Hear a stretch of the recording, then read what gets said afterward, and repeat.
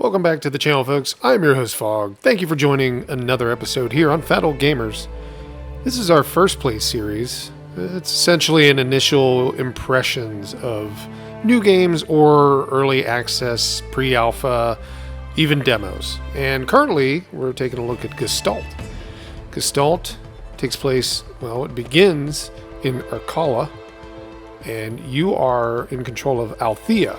Althea being somewhat of a bounty hunter slash soldier for the town. And she is essentially a character that has been knocked out for quite some time. Now, we're time skipping a little bit in this first play, but her main story begins as she's been knocked out, or she was out of commission. She's now awake, she's now running around, everybody knows her, and you get an idea that she is the hero, essentially, of the town. And right off the bat, the game starts you out in the hub world. Essentially, you can run around, go from one building to another, one character to another, and discuss story and see what the town has to offer.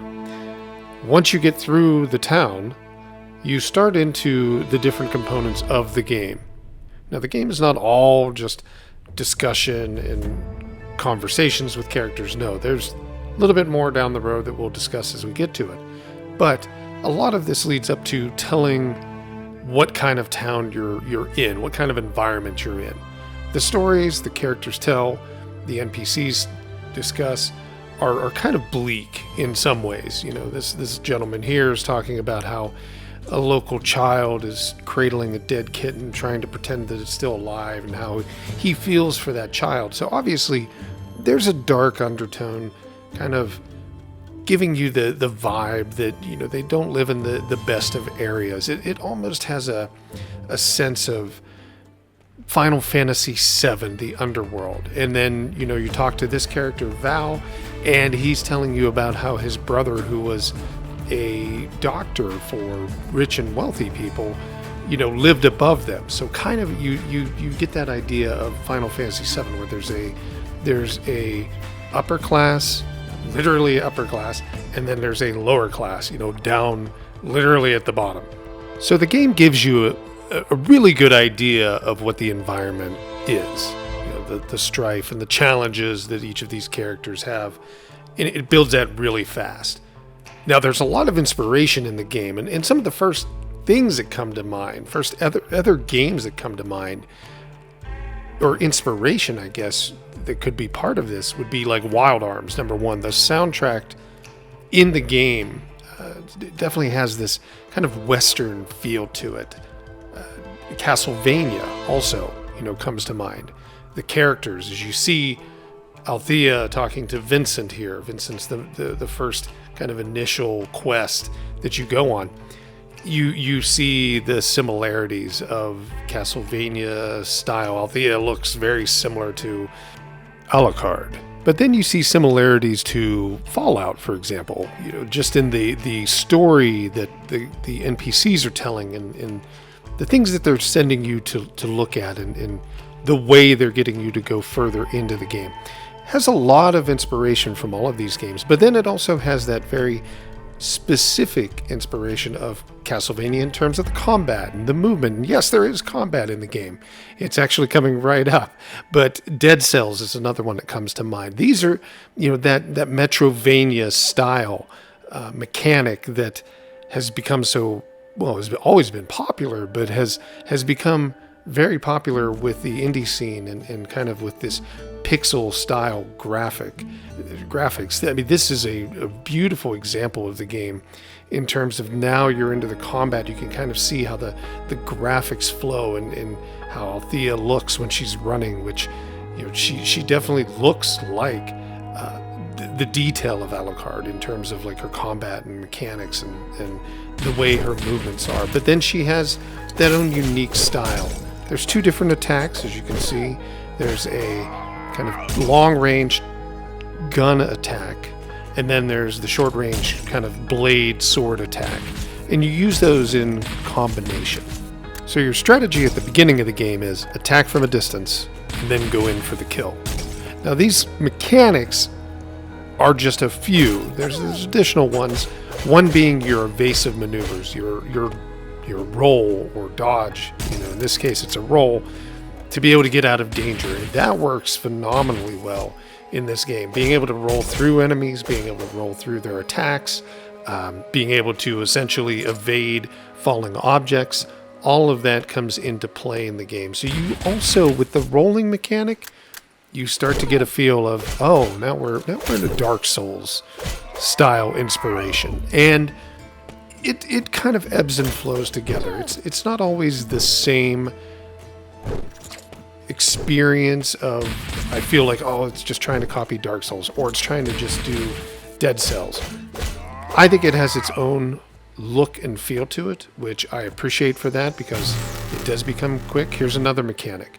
When you're talking about how do you heal, RB, right button on the, or right bumper, or whatever you want to call it, on the controller, if you're using that, is going to be your heal. Very Dark Soul style. And it's not that they made that, right? Well, they did make it, but it's not that they own that style, but that's a great way to engage a healing mechanic where it is also limited. Your little bottles up by your health meter that's one of the components you have to keep track of. You can find them and you can farm them just like you can in many other games. Bloodborne comes to mind, some of those other ones where there's like specific areas you can go back and just farm the bottles, and then you can prepare for the real fight that's coming up, or the big boss that you've got to take down. You also have, under that dodge roll, you have a bar that controls that as well. And that bar is basically your stamina. It's the green, and essentially the more you roll, the more that goes away, so you've got to watch that. So we've come to the final boss in this demo, in the pre-alpha demo. And essentially this boss, his mechanics are pretty simple, right? There's his main attack, which is his punch, which kind of stun locks you almost and drives you into a corner. He also has this ground pound move, which then brings different items on top of your character. Kind of drops them down on her, and it's really where your dodge comes into play. You have to kind of watch the meter so that you're not wearing that down. Now you also want to come in here in the early on, your initial run, with a decent amount of health bottles, although after you've fought him once or twice, you'll get the idea of his different strategies and his different patterns, and then you'll be able to get around those just pretty simple. And I think maybe in this one I use 1, 2, 3 essential health potions, but overall I probably could have got through it doing it one more time without having to use any at all. I did come into this a little cocky in the beginning, and he wiped the floor with me because I wasn't quite sure what to expect, but I only had maybe 3 health potions at that point, and then I died. And you start off with 0, so essentially it's like Bloodborne. You got to go then farm the health potions. You can't sit there and start from the bonfire, for example, as Dark Souls, and get your Estus flask filled whatever times you have it built up to. You actually have to, more like Bloodborne, go find more blood vials to then be able to use as healing in the fight. So a little bit of grinding. There are areas where you'll save, which there's, like, for example, in this, there's a save right before you come into this, maybe like one couple screens or something like that prior to fighting the boss here. But once you get through that, you can always start back from there, or you can transport, so you can fast travel to different areas. One of them is back to the armor shop, or I guess it would have been the blacksmith shop.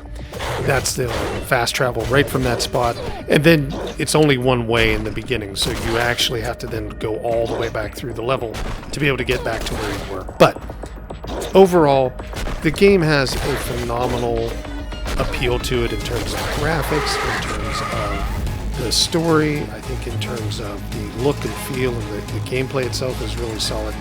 I think it's got a lot of good things going for it. You should check it out right now because it's available on Steam for the PAX Online event that's going on currently on Steam.